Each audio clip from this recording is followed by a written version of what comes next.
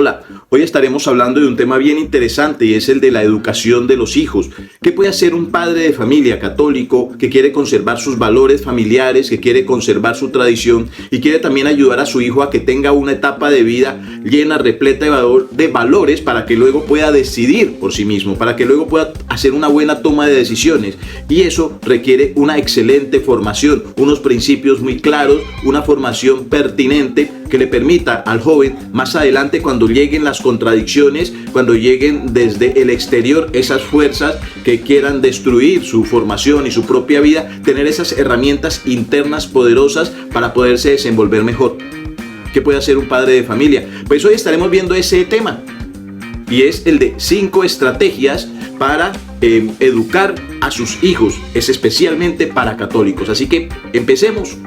Busque un colegio de acuerdo a sus valores católicos. La primera estrategia tiene que ver con buscar un sitio adecuado, procurar una educación pertinente, esforzarse para que ese colegio donde va a pasar la mayor parte de sus días, gran parte de sus horas, conocer sus compañeros, donde los profesores de una u otra manera van a influir en el conocimiento que él tenga, esté de acuerdo a los valores y a los principios que la familia, que usted como padre de familia desea para ese hijo o para esa hija. Entonces es importante buscar un colegio inicialmente que tenga esos valores cristianos, esos valores católicos que le permitan a ustedes desenvolverse, que sean respetuosos de la fe, que le permitan desenvolverse, crecer en ese conocimiento de los temas sagrados. Una segunda posibilidad también es adherirse a la escuela de padres de familia de esa institución. Hoy día hay muchos colegios públicos. Uno dice, bueno, pero es que no hay recursos para poder pagar una institución privada con esos valores católicos que uno quiere. Entonces, ¿qué podemos hacer? Pues se puede recomendar entonces, dentro de esa institución pública, adherirse a esa escuela de padres que hay allí o a esa asociación de padres de familia, estar muy pendiente de su hijo, estar muy lleno de ese Espíritu Santo para poder acudir cuando sea necesario. Pero dentro de esas posibilidades también hay algo, y es la educación religiosa escolar. Averigüe dentro de los proyectos educativos institucionales, dentro de esa educación religiosa que cada institución educativa, al menos en nuestro país, hablo de Colombia, debe tener dentro de la legislación, y es el derecho que tienen como padres de familia y como hijos ustedes, conocer esa legislación.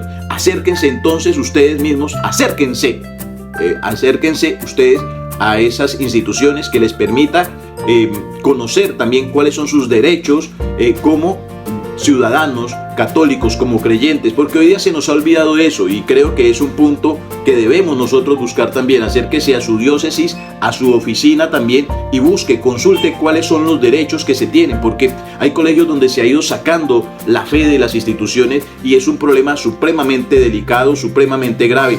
Recuerdo un caso de un joven al que ya estando en la universidad entra en una crisis profunda de consumo de drogas y adicciones, y empezamos a averiguar un poco sobre su situación. Hablamos con sus padres de familia, hablamos con el mismo joven, y dice que empieza propiamente cuando sus docentes de filosofía específicamente empiezan a decirle que Dios no existe, que eso es una mentira. El joven sin herramientas, porque está estudiando, busca estudiar. Son padres de familia pues de una condición cultural no muy alta, pero que tienen su fe arraigada, pero que, como cualquier situación en nuestra América Latina, tenían sus situaciones comunicativas. Pues el joven empieza a caer en una crisis, porque esos docentes en los que ellos creen, a los que se les está pagando para que los eduquen, pues empiezan a decirle una serie de situaciones donde no les permiten comparar con otra persona que defienda también esos principios católicos y valores, y no queda su verdad como la absoluta. El joven cae en una crisis existencial de vida, pierde sus valores católicos, sus valores creyentes, y empieza a caer en el consumo de drogas. Esa es una realidad, hermanos. Así que este joven luego sale a la universidad y allí definitivamente no es capaz de pasar el primer semestre, a pesar de que era un buen estudiante en su época de colegio. Así que, hablando con sus docentes, con un rector también de allí, me decía, esa crítica, esa queja ya la hemos tenido varias veces de ese docente, de ese profesor de filosofía que está engañando, que les dice mentiras, que no les permite corroborar con otro tipo de pensamiento, con una lógica diferente para que ellos puedan sostenerse en su fe. Y fue una queja que se hizo en un programa radial en el que estuvimos participando. Así que es muy delicado ese tema. hay que procurar también un colegio adecuado donde se respeten y usted también empezar a participar dentro de esas reuniones de padres de familia, esas asociaciones y conocer la legislación pertinente con respecto a sus derechos en educación religiosa. Así que ánimo, y esta es una primera estrategia, una primera herramienta. Segunda estrategia, entornos grupales adecuados. La segunda estrategia tiene que ver con los entornos adecuados, entornos sociales, entornos grupales, donde él se desempeña con sus amigos, donde él se desempeña con sus amistades, donde va creciendo. ¿Cuáles son esos grupos en los cuales él se frecuenta, con los cuales él se encuentra? Si usted como padre de familia es capaz de establecer una serie de vigilancia, por decirlo de alguna manera, de controlar quiénes son sus amigos, a qué se dedican, quiénes son sus padres de familia, también puede de una u otra manera prever qué tipo de comportamientos puede tener el joven. Sobre todo cuando empiezan a crecer, ellos van a empezar a desarrollar una serie de compromisos con los grupos a los cuales pertenecen, por una adhesión, por esa parte psicológica de adhesión, de pertenencia a un grupo. Entonces esos valores de ese grupo van a empezar a ser parte de su vida. Es importante entonces conocer cuáles son esos grupos, tratar de prever qué grupos están, qué se recomienda. Esos grupos, por ejemplo, en la parroquia, esos grupos de crecimiento, tal vez como hasta los mismos Boy Scouts, donde hay una vigilancia, donde hay un control, donde hay una disciplina y sobre todo mucho diálogo con su hijo para saber quiénes son sus amistades. Hay que tener mucho cuidado con las salidas también, a qué horas entra, a qué hora llega, quiénes son, por qué, quiénes son, por qué, cuál es el tiempo que dedica a su propio estudio. Entonces, esa relación de los entornos adecuados, grupales, es importante aprenderla a manejar. También es importantísimo que el chico pueda compartir con su familia, con sus primos, con sus amigos. Eso sí, también, por más amigos que sean, por más primos, también, y a usted le interesa conocer cuáles son esos valores, también mirar cómo están esos chicos, porque desafortunadamente hay muchos niños que se han vuelto groseros, patanes, que sus padres han desorientado. Entonces, también buscar que su hijo esté en un entorno adecuado de crecimiento, de esfuerzo, tal vez hasta deportivo, donde haya un crecimiento académico, donde haya ese respeto por la palabra de Dios, pequeños grupos de oración, donde el niño también se le esté enseñando y compartan esas experiencias vitales, donde esos niños, tal vez en esa infancia misionera, en su parroquia, en su comunidad, están aprendiendo valores como buen cristiano. Eso es importante, mirar cuáles son los grupos en los que el niño está, cuáles son esos grupos y cuáles son los jóvenes con los que él comparte y con los que él se asocia. Sembrar la semilla de la palabra de Dios. Una tercera estrategia es sembrar la semilla de la palabra de Dios. Suena muy interesante, suena muy bonito, pero ¿en qué consiste esta estrategia? En buscar que el chico sea buena persona, buen cristiano, corregirlo adecuadamente con amor cuando se equivoque, cuando cometa errores en cuanto a los valores, en cuanto al respeto por el otro, en cuanto a la falta de caridad cristiana para hablar, para saludar, para entregarse a sí mismo. Desde allí ese joven, ese niño va a empezar también a desarrollar una mejor experiencia de vida. Esos años tempranos, si el niño se desarrolla adecuadamente en la fe, pues va a tener más posibilidades de crecer con esos valores, de interiorizarlos, de internalizarlos, de poder saber y manifestarlos al mundo. Pero hay que sembrar esa semilla, hay que sembrar esa palabra de Dios en su corazón, en su vida. Y el padre de familia debe estar allí también para ayudarlo a que sea un buen cristiano, que sea una buena persona. No tolerarle agresiones, groserías, patanerías, pero no hacerlo desde el grito, sino desde el diálogo, desde el razonamiento también de la importancia para Dios y para su vida, también de ser una buena persona, un buen cristiano, un buen creyente. Para esto se requiere también la lectura de la Biblia, la lectura de la Sagrada Escritura, donde va a aprender valores, la asistencia a sus actos de fe, ese compartir. Allí el joven también va a poder empezar a desarrollar cuál cree que debe ser su proyecto de vida, empezar a que él busque también cuál es ese proyecto vital, enraizado en la palabra de Dios, enraizado en la fe, para que pueda más adelante desenvolverse como profesional, como una persona dentro de la vida, pero en un trabajo que sea honesto, servicial, que cumpla con esos valores cristianos, y de una u otra manera es esa vocación a la que va a seguir siendo el llamado de una u otra manera, ¿cierto? Bien sea su vocación de servicio como al sacerdocio, a la vida religiosa, o a su vocación marital, a contraer una familia, pero es en esta etapa donde se hace fundamental sembrar esa semilla de la palabra de Dios. Más adelante va a costar un poco más, pero si se hace desde niño, para él va a ser mejor, va a aprenderlos mejor, va a internalizarlos, va a crecer con ellos, va a pensar con ellos también, va a tratar de actuar de acuerdo a esos principios que desde niño se le han ido estimulando para que él desarrolle de una manera adecuada. Cuarta estrategia: no pase por retrasado.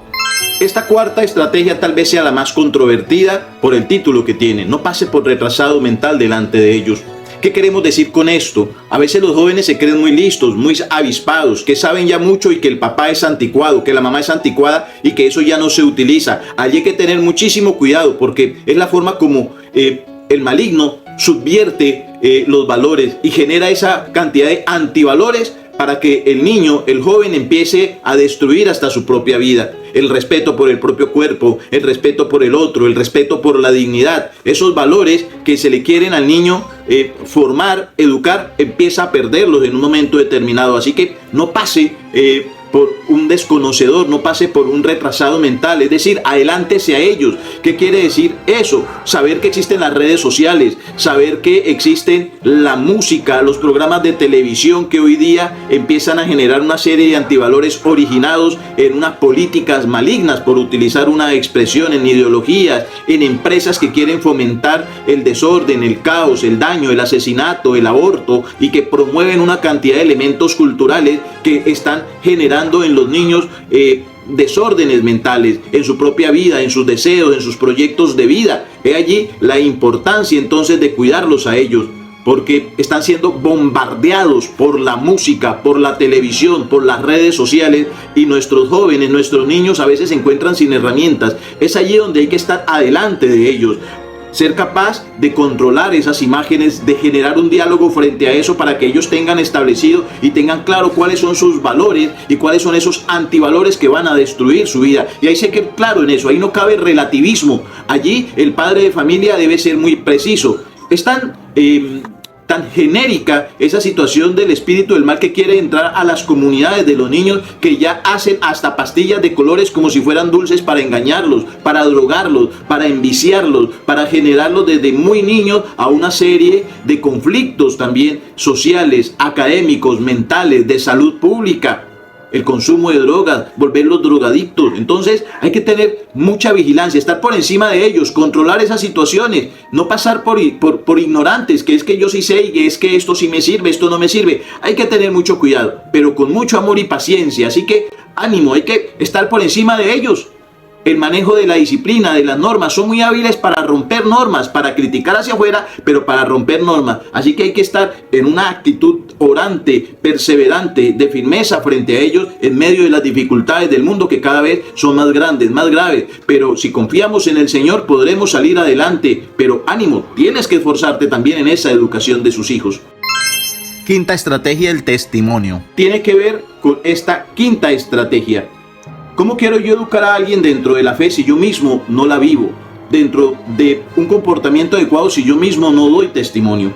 He allí la importancia. Así que para este punto se recomienda primero que usted se encuentre con Dios, un encuentro personal con Jesucristo. Acuda a la iglesia, si ha estado alejado, mire, vincúlese a un grupo, a una comunidad. Hoy día nuestra Iglesia Católica tiene diferentes metodologías, formas, agrupaciones a través de las cuales el Señor Jesucristo quiere hablarle a usted. Entréguese al Señor, vive esa experiencia cristiana de una mejor manera, y eso va a fortalecer de entrada a su propia familia. Esa bendición que usted está buscando no va a ser solo para usted, sino también para los suyos.